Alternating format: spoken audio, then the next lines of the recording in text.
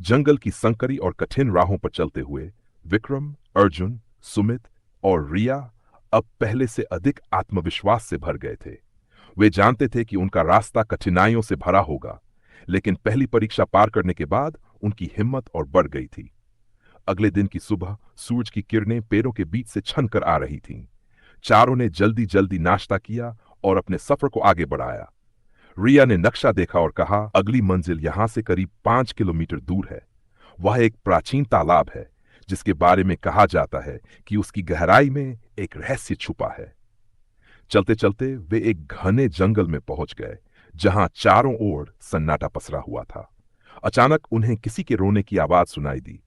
वे सतर्क होकर आवाज की दिशा में बढ़े और पाया कि एक छोटी सी लड़की तालाब के किनारे बैठी रो रही थी। विक्रम ने उसके पास जाकर पूछा, तुम यहां अकेली क्यों हो? तुम्हारे माता पिता कहां हैं? लड़की ने अपनी आंसू भरी आंखों से देखा और कहा, मैं खो गई हूं।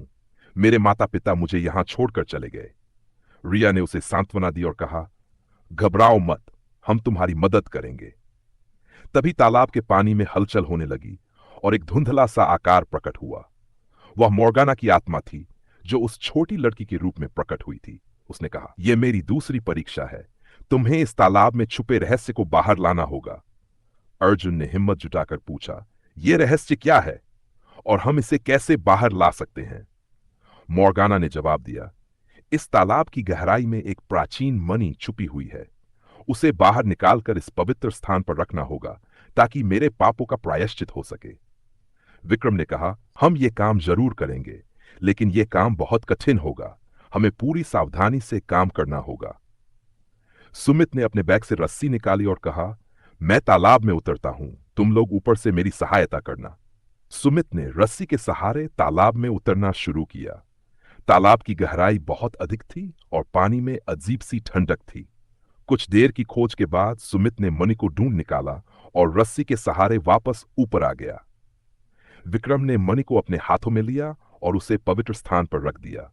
तभी तालाब की पानी में फिर से हलचल हुई और एक दिव्य रोशनी फैली। मोर्गाना की आत्मा ने कहा, तुम्हारी दूसरी परीक्षा भी पूरी हुई। अब अंतिम परीक्षा के लिए तैयार हो जाओ।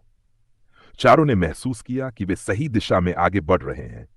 उनकी हिम्मत और विश्वास और मजबूत हो गया। उन्होंने फिर से अपने सफर को जारी। आगे की यात्रा में क्या क्या कठिनाइयां आएंगी? क्या वे मोर्गाना के शाप को पूरी तरह से समाप्त कर पाएंगे? इन सवालों का जवाब उन्हें जल्द ही मिलने वाला था। These brothers my guys, know that we fly, know that they ride or die. Why they wanna move like that?